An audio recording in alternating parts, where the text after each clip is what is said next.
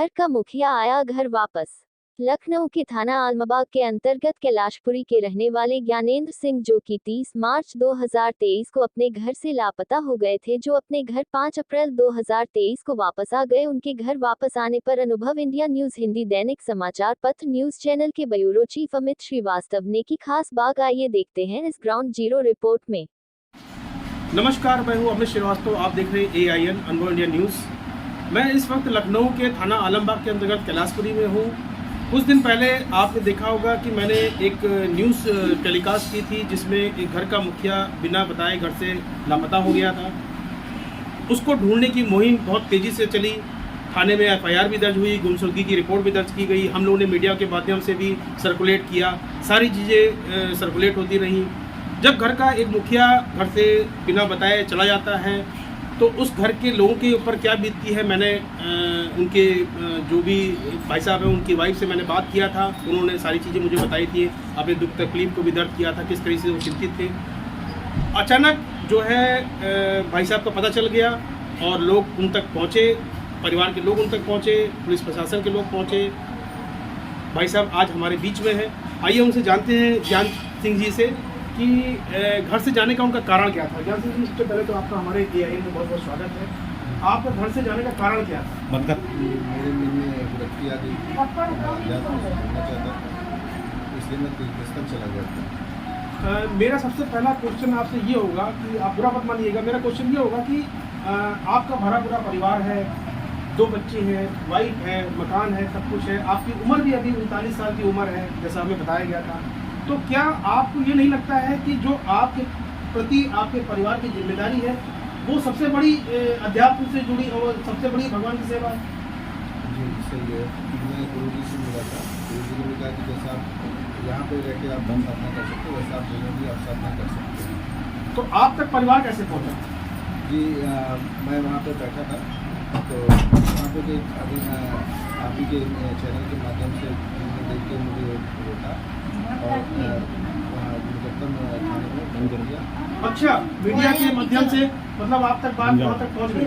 जी YouTube में channel पर मैं देखा था और वहाँ के माध्यम से मुझे उन्होंने बताया कि आपका है प्लस और एक और बंदा था जो राजस्थान से था, उन्होंने सबने काफ़ी सहायता की। और राजस्थान बंदा था, किसी ने बताया कि यहाँ पुलिस वाले के पास कि मेरा परिवार मेरे पास पहुँच गया।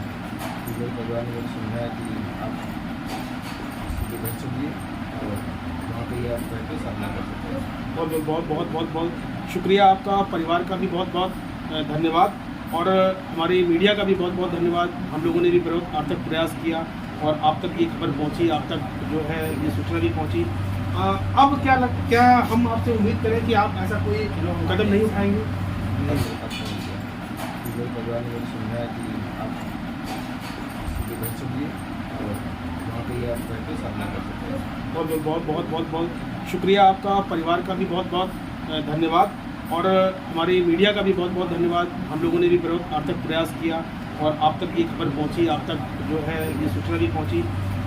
अब क्या हम आपसे उम्मीद करें कि आप ऐसा कोई कदम नहीं उठाएंगे?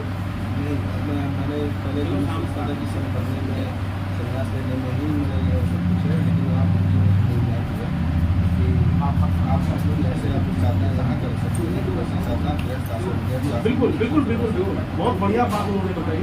आप चाहें तो अपने ग्रस्त जीवन में भी रह करके आप साधना कर सकते हैं, भगवान का ध्यान कर सकते हैं। तो हमारे इतिहास में भी, हमारे पुराण काल में भी बहुत बड़े बड़े ऋषि मुनि रहे हैं जो ग्रस्त जीवन में रह करके उन्होंने बड़े बड़े जो है कार्य किए, समाज को उद्धार के लिए कार्य किए। चाहे वो कोई भी ऋषि रहे हो, चाहे महापुरुष रहे हो, वो ग्रस्त जीवन में भी रह करके कार्य किए हैं। तो मेरी भी आपसे यही रिक्वेस्ट है, हमारी विनती है, हमारे पूरे मीडिया चैनल से, हमारे पूरे दर्शकों से भी हमारी ये आपसे गुजारिश है कि आप ग्रस्त जीवन में भी रहते हुए आप अध्यात्म से जुड़े, भगवान की पूजा करें। आपके घर पे मंदिर भी है, आप मंदिर में सुबह शाम वहाँ पर सेवा दें और अपने परिवार की भी जिम्मेदारी उठाएं। आपकी पत्नी है, आपके 2 बच्चे हैं, जो छोटे हैं बच्चे, आपकी एक सिस्टर भी है जिसकी शादी भी करनी है। तो मेरा भी ये कहना है कि आप अपने जिम्मेदारियों के साथ अपने जीवन यापन करिए और अपने कर्तव्य को निभाते हुए अध्यात्म से जुड़ते रहिए। बहुत बहुत शुक्रिया।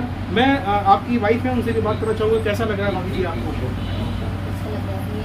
तो मेरे अभी आ रहे हैं तो बस ऐसे ही हाँ आते हैं तो करते हैं। तो अब आपने जब ये आ गए हैं तो आपने फिर इनसे किस तरीके से मतलब बात की, कुछ गुस्सा किया, कुछ आपने इनको डांटा डपटा कुछ किया ऐसा? जी नहीं, मैंने कुछ भी नहीं किया, बस थोड़ा सा समझाया कि ऐसे कदम नहीं उठाना चाहिए था, तो जो भी आपने किया वो गलत किया। और आगे जीवन में इस ऐसी गलती तरीके की कभी कोई मत गलती ना करें। जी। हर कई लोग परेशान हो जाते हैं, आप परेशान हो गए, छोटे छोटे बच्चे हैं, आपके मम्मी पापा भी आए तो वो चले गए मम्मी पापा घर? मेरे मम्मी गए, पापा चले गए। अच्छा अच्छा, तो वो लोग भी बड़े परेशान हो गए थे, मोहल्ले वाले परेशान थे, दोस्त यार परेशान थे, सारे लोग परेशान थे। जी, सारे लोग परेशान हो गए थे। तो आप इनको बात करके कहिएगा और इनसे कहिएगा कि ग्रस्त जी, जीवन बांधने के वाले साथ साथ इंसान को तो जी, जाने वाले इंसान को तो कोई बांध के रख ही नहीं पाया वो। लेकिन फिर भी ग्रस्त जीवन के साथ साथ या अध्यात्म से जुड़े तो ज़्यादा अच्छा रहेगा। जी।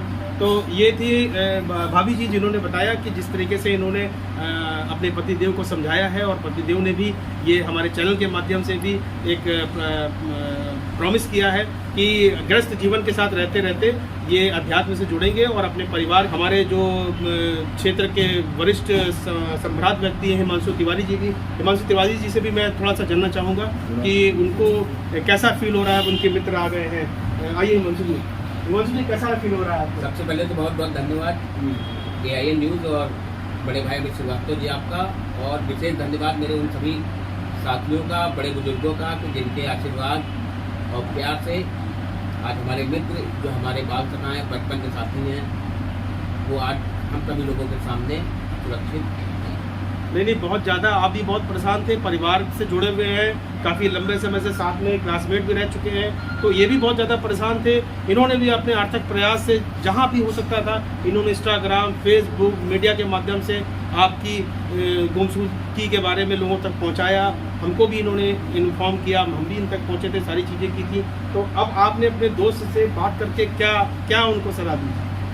मेरी अपने दोस्त से यही सलाह है, ग्रस्त जीवन के साथ साथ ये अपना अध्यात्म करें। मेरे अपने दोस्त से यही सलाह है कि इस धरती पे अगर कोई है तो वो माँ बाप से बड़े कोई भगवान नहीं है, और जो हम उसके लोग बाद का परिवार जो उसके बाद परिवार है, जो हम लोगों का परिवार है वही हम सब लोगों का खुद सब कुछ है। परिवार और समाज के साथ रह के हम लोग के अंदर स्वयं ईश्वर विराजमान है। हम लोग साकार पर ब्रह्म ईश्वर की आराधना करें, अपने गृहस्थ जीवन और अपने सगे संबंधियों और समाज में सभी के लिए सेवा भाव से कार्य करते रहे। यही मैंने इनको एक सलाह दी है, और एक भाई होने के नाते यही मैंने इनको समझाया है। चलिए बहुत बहुत शुक्रिया। कहने जी कुछ कहना चाहेंगे हमारे चैनल के माध्यम से? जी, मैं अभिनव इंडिया और अमित श्रीवास्तव जी का और उनके जो पूरे राजस्थान और उत्तर प्रदेश में जहाँ राजनीतिक कार्यकर्ता हैं चैनल के, उन सबको मैं अभी धन्यवाद देना चाहूँगा। चलिए बहुत बढ़िया। और ये हमारे समाज के लिए भी एक सीख है कि जिस तरीके से हम भटक जाते हैं, कभी कभी हमारे मानसिक संतुलन हमारा बिगड़ जाता है, तो हम अपने घर परिवार से दूर हो जाते हैं। तो ऐसा ना करें, अपनी हर जिम्मेदारियों को समझने के बाद ही कोई ऐसा फैसला लें, क्योंकि आपके पीछे आपके साथ अगर आपके परिवार जुड़ा हुआ है तो कहीं ना कहीं वो भी परेशान हो जाता है। आपके जो सगे संबंधी वो भी परेशान होते हैं, उनको भी कहीं ना कहीं तकलीफ होती है, क्योंकि आप तो एक अकेले चले गए, लेकिन आपके साथ अगर 5 लोग जुड़े हुए हैं तो वो अलग अलग 5 लोग अलग अलग तरीके से, अलग अलग परिस्थितियों से, अपने दिमाग से, टेंशन से बहुत ज़्यादा परेशान होते हैं और बहुत ज़्यादा दुखी होते हैं। और हमारा जीवन जो मिला है, हमें पहले अपने जीवन के जो कर्तव्य हैं उनको पूरा करना चाहिए। भगवान का ध्यान के साथ साथ अगर हम ग्रस्त जीवन से जुड़े हुए हैं तो ग्रस्त जीवन को लेते हुए हमें अध्यात्म के साथ जुड़ना चाहिए। अध्यात्म कोई बुरी चीज़ नहीं है, अध्यात्म हमारे चलिए बहुत बढ़िया। और ये हमारे समाज के लिए भी एक सीख है कि जिस तरीके से हम भटक जाते हैं, कभी कभी हमारे मानसिक संतुलन हमारा बिगड़ जाता है, तो हम अपने घर परिवार से दूर हो जाते हैं।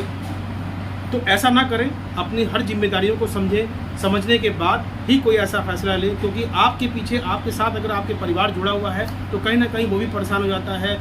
आपके जो सगे संबंधी वो भी परेशान होते हैं, उनको भी कहीं ना कहीं तकलीफ होती है, क्योंकि आप तो एक अकेले चले गए, लेकिन आपके साथ अगर 5 लोग जुड़े हुए हैं तो वो अलग अलग 5 लोग अलग अलग तरीके से, अलग अलग परिस्थितियों से, अपने दिमाग से, टेंशन से बहुत ज़्यादा परेशान होते हैं और बहुत ज़्यादा दुखी होते हैं।